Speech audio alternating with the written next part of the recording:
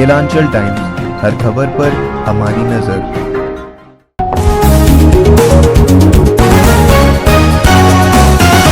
नमस्कार, मैं हूं आयुषी और आप देख रहे हैं गिलांचल टाइम्स। गिलांचल टाइम्स की पूरी टीम लगातार धोरैया प्रखंड के सभी पंचायतों में बनी हुई है। आप लगातार हमसे जुड़े हुए हैं। आपको पता होगा कि यहाँ के धोरैया प्रखंड के अंतर्गत जितनी भी पंचायत आती है उन सभी का मुआयना कर रहे हैं, लोगों से बात कर रहे हैं, विकास कितना हुआ ये देख रहे हैं। ऐसे में अभी हम महिला बिशनपुर पंचायत में हैं और वहाँ के भावी प्रत्याशी के प्रतिनिधि हमारे साथ जुड़े हैं। इनसे चल के जानते हैं कि इनके क्षेत्र में कितना विकास हुआ और ये प्रतिनिधि हैं तो अगर इनको जनता चुनती है तो ये कितना काम करेंगे, ये चल के इनसे जानते हैं। पहले बात तो मेरे साथ जुड़ने के लिए बहुत बहुत शुक्रिया। अपना नाम बताया आप। मेरा नाम है मोहम्मद शाहिद आलम। मोहम्मद शाहिद जी, ये बताएं कि आपके क्षेत्र में अगर हम समस्याओं की बात करें तो क्या क्या समस्या है जो कि मुख्य रूप से आप लोगों को आए दिन देखने पड़ते हैं? हमारे गांव में पूरे पंचायत में काफ़ी समस्या है। सबसे ज़्यादा बिशनपुर में है। अच्छा। जहाँ के प्रतिनिधि अभी है सबसे ज़्यादा यहाँ परेशानी है।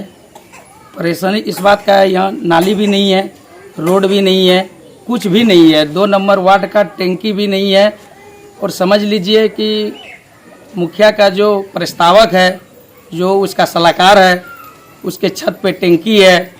मुखिया का जो घर है उसके दरवाजे पे पाइप लगा हुआ है, जो पाइप टैंकी में लगता है। जी। और किसी एक भी गरीब व्यक्ति के यहाँ एक भी नल टोटी कुछ नहीं है। 7 निश्चय के अंतर्गत तो ये योजना लाई गई थी जहाँ पे मुखिया का ये काम था कि वो नल जल योजना के तहत सभी घर में पानी पहुँचाए, टंकी लगवाए। आप लोग के गांव में ऐसा हुआ है? नहीं, जहाँ तक पहुँचा जो नज़दीक जो टैंकी से नज़दीक थे वहाँ तक पहुँचे। उसके बाद जो दूर आना था तो घर वाले को बोला गया कि आप पाइप लाइए, टोटी लाइए, उसके बाद आपके यहाँ नल दिया जाएगा। मुखिया जी से आप लोगों ने शिकायत की कभी? बहुत शिकायत बहुत मेरे जनता है इस तरह का। मैडम आप चल के देखिए, सब आदमी बताएंगे कि उसके पास कितनों बार हम लोग गए कि आप टोटी दीजिए, आप पाइप दीजिए, पानी का व्यवस्था करवाइए, जरा सा भी कोई व्यवस्था नहीं है। अच्छा आलम जी, अब तो खुद आप चुनावी मैदान में उतरे हैं, प्रतिनिधि हैं, पूरा कार्यकाल आप देखेंगे। ऐसे में अगर आपको जनता आप पे भरोसा करती है, आपको अपना उम्मीदवार चुनती है, तो वो कौन सी मुख्य समस्याएं हैं जिन पे आप सबसे पहले काम करेंगे गांव की? बिशनपुर में मुख्य समस्या 2 है।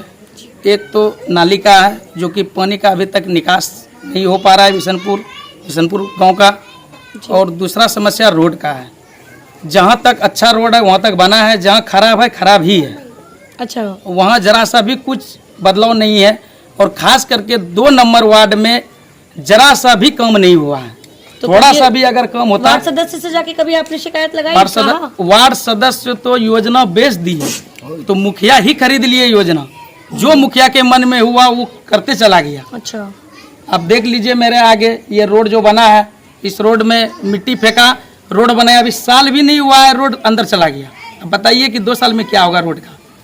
मतलब जैसे 5 साल पहले मुखिया जी बड़े बड़े वादे करते नजर आते हैं चुनाव लड़ने से पहले और चुनाव जीतने के बाद, वही 5 साल बाद वही वादे ध्वस्त हो जाते हैं इसी रोड की तरह। जैसे ये रोड बनी है कि साल भर नहीं हुआ और रोड की सच्चाई सामने आ गई, वैसे ही 5 साल के कार्यकाल में जो भी के वर्तमान मुखिया है उनकी सच्चाई यहाँ के क्षेत्र में देखने को मिलती है। कितना काम हुआ, कितना विकास हुआ और कितना पिछड़ा है ये इलाका, ये देखने को मिलता है।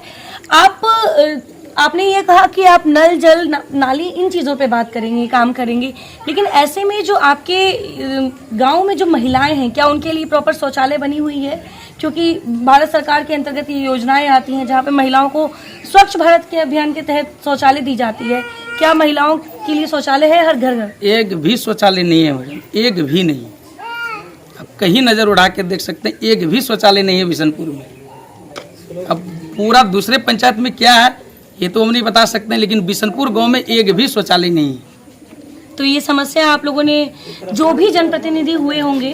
पर्सनल शौचालय है मैडम, पर्सनल है, सरकारी शौचालय यहाँ पे नहीं है। अच्छा, सरकारी शौचालय नहीं है, लेकिन पर्सनल शौचालय के लिए भी 10,000 रुपये सरकार देती है घर में शौचालय बनाने के लिए।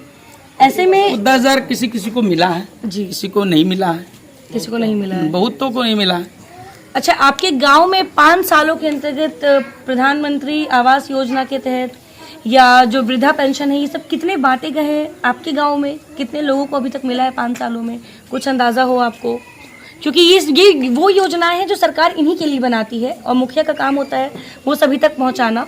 क्या वो काम हो पाया है? वो तो आवास योजना तो मिला है, कुछ आदमी को मिला है, जो कि पैसा भी लिया गया है। अच्छा, 35,000 रुपए? बहुत पैसा लिया है, 10,000, 20,000, 15,000, जिस तरह का उसका बना उस तरह का वो लिया है। अच्छा, हम ये नहीं कह सकते हैं कि 25,000, 30,000। नहीं, बगल के गांव में आपके यही सुनने को मिल रहा था, इसीलिए मैं सोची। लिया है, 30,000 लगातार लिया लोगों के है। बीच में है। हाँ, इस तरह का भी मामला है जी, ये भी है, ऐसा बात नहीं है, पैसा लिया है, बहुत पैसा लिया है। तो अब तो जनता के बीच में आप खुद उतरे हुए हैं जी। जनता के बीच सुबह से लेकर शाम तक आप रहते होंगे, आप देखते होंगे उनकी क्या समस्याएं हैं। तो ऐसे में जनता को आप कैसे विश्वास दिला सकते हैं कि जिनको उन्होंने पहले चुना था उनसे बेहतर है आप, या आप अच्छे तरीके से काम करेंगे? आप ये चुनावी जुमला सिर्फ नहीं दे रहे हैं, ये कैसे आप उनको बताएंगे?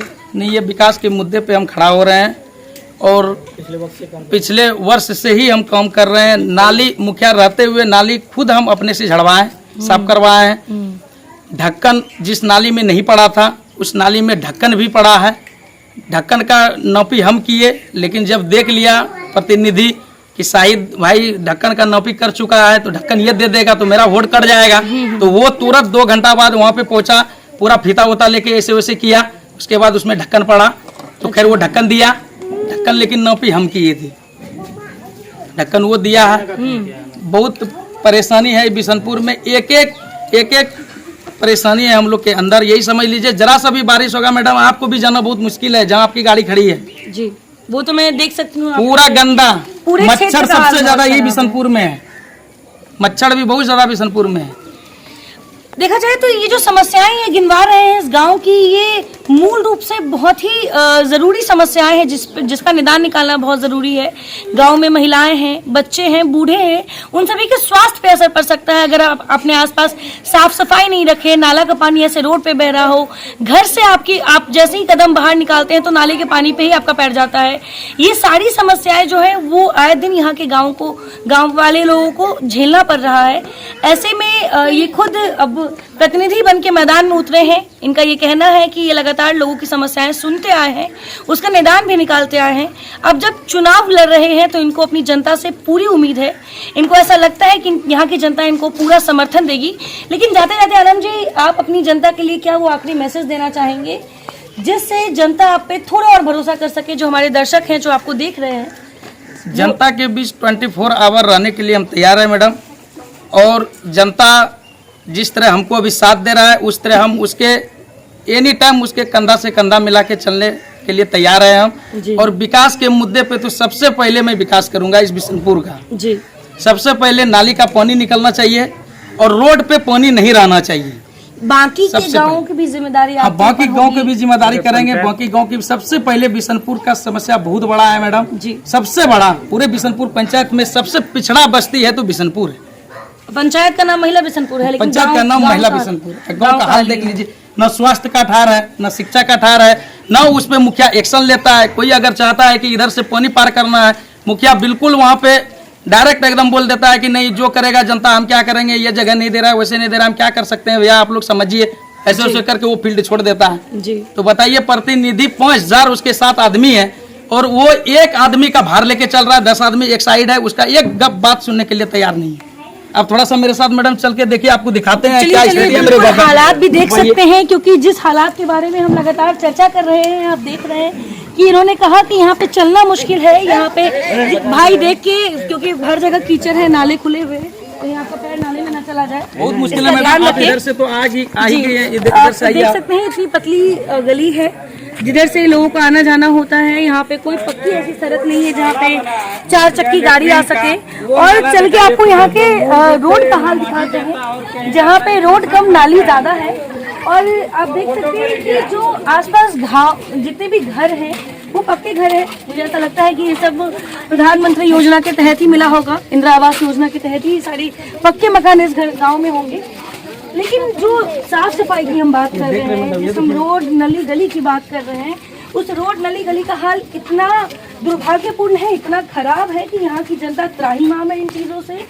वो आए दिन इन चीजों से परेशान रहती है, लेकिन 5 साल में एक ही बार जनता को मौका मिलता है चुनने का, और एक बार फिर से 2000 अब मैडम देख सकते हैं ये हमारे मुखिया जी का योजना है। और आप देख सकते हैं कि क्या दुर्दशा है यहाँ के सड़क की। यहाँ की जितनी भी नाली की पानी है वो सब सड़क पे आ गई है। लोगों के पास जाने के लिए कोई दूसरा जगह नहीं है, वो इसी पानी पर चढ़कर अपने घर रोज जाते हैं। इसी गंदगी में उनको रहना पड़ रहा है।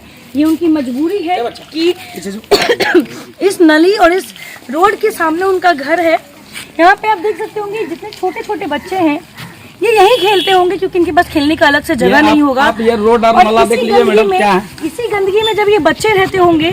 सोचिए शहर में हम कितनी साफ सफाई की बातें करते हैं, कोरोना महामारी चल रही है, हम गंदगी से बचते हैं ताकि किसी अनहोनी को ना हम कोई अनहोनी ना हमें छू जाए। ऐसे में आप आइए मैडम जरा सा इधर, यहाँ का हाल देख सकते हैं कितना बुरा है। यहाँ चलना भी बहुत मुश्किल है। वो घर वाला लेकिन फिर भी मैडम मैं अपने दर्शकों को दिखाने के लिए यहाँ जरूर आऊंगी।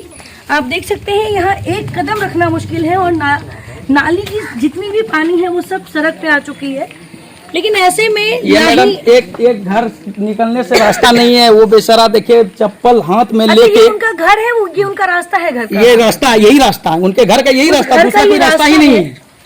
और इसके अलावा उनके घर से बाहर निकलने का कोई दूसरा रास्ता नहीं है। और आप देख सकते हैं कितनी गंदगी है यहाँ पे।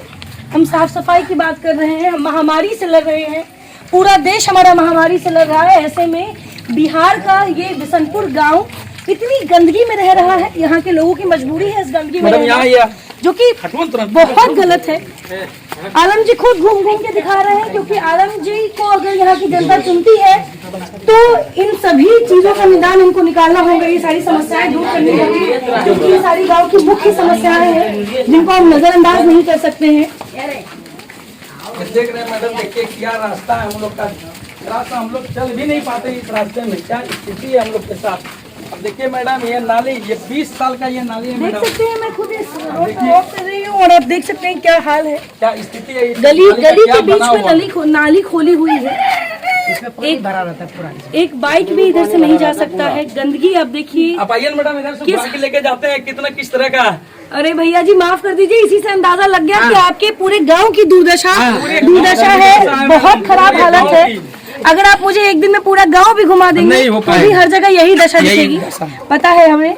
और हमारे दर्शक भी ये देख रहे हैं कि किस तरीके से जो इस गांव की हालात है। हम सड़क की बात करते हैं, पक्की सड़क की बात करते हैं, और यहाँ के बच्चों के लिए न खेलने के लिए जगह है। माफ कीजिएगा, थोड़ी तबीयत खराब है। ना ही यहाँ के बच्चों को खेलने के लिए जगह है, और ना ही यहाँ पे 2 व्हीलर और 4 व्हीलर जैसी कोई भी गाड़ी इधर से गुजर सकती है, क्योंकि रास्ता नहीं है। नली खुली है, नली के ऊपर से आपको जाना है, और यही इस गांव की व्यवस्था है। मुखिया जी 5 सालों में शायद मुखिया जी ने एक बार भी इस गांव में दर्शन नहीं दिया होगा, जिसकी वजह से उनको यहाँ की हालात के बारे में नहीं पता चले। क्योंकि अगर कोई भी मुखिया, कोई भी जनप्रतिनिधि अगर इस रास्ते से गुजरता तो अगले दिन उस रास्ते को जरूर साफ करवा देते, क्योंकि इस गंदगी में उनका भी पाँव गया था। लेकिन ऐसे में जब मुखिया जी क्षेत्र में आएंगे ही नहीं तो उन्हें पता कैसे चलेगा कि क्षेत्र की दुर्दशा क्या है, क्षेत्र में क्या फैला है, वहाँ की जनता किस चीज से त्राहिमाम है। ये मुखिया जी को तब पता चलेगा जब वो अपने बंगले से निकलकर गांव में घूमेंगे, क्षेत्र में आएंगे। जो यहाँ का मुखिया है, दोनों उधर रोड है, बेहतरीन रोड है दोनों मुखिया का। इधर तो आना है नहीं मुखिया का। जी जी जी, इधर तो हम लोग एकदम बिल्कुल कीचड़ में, आप देख सकते हैं मैडम, जरा सा भी हम लोग नहीं आ पाते। मोटरसाइकिल भी लाना बहुत मुश्किल है। आप देख सकते हैं वो बूढ़े काका कैसे देखिए किस तरह मस्जिद जाने में नापाक आदमी मस्जिद जाता है। आप देखिए पूरे ऐसे आप लोग मस्जिद जाते हैं। मैडम इधर बढ़िएगा तो पूरा घर के पास पानी है जी, और पूरे गाँव का दुर्दशा यही है। कुछ भी कम नहीं हुआ है गाँव में, कुछ भी नहीं।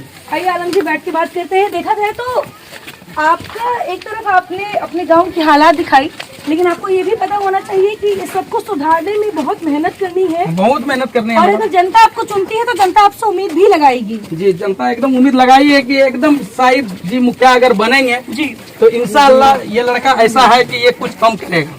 और सबसे पहले हम निदान करेंगे, उस समस्या करेंगे, मुआवजा लगेगा, मुआवजा देंगे जगह वाले को, लेकिन रोड हम बनाएंगे। अगर कोई डिस्टर्ब करेगा कि नहीं हमको मुआवजा चाहिए, हम नहीं देंगे, तो उसको मुआवजा देने के लिए भी तैयार है। उसको हम रोड देंगे, उसका फैसला करेंगे, उसका कुछ उपाय निकालेंगे, उसका हर समस्या का समाधान हम करेंगे।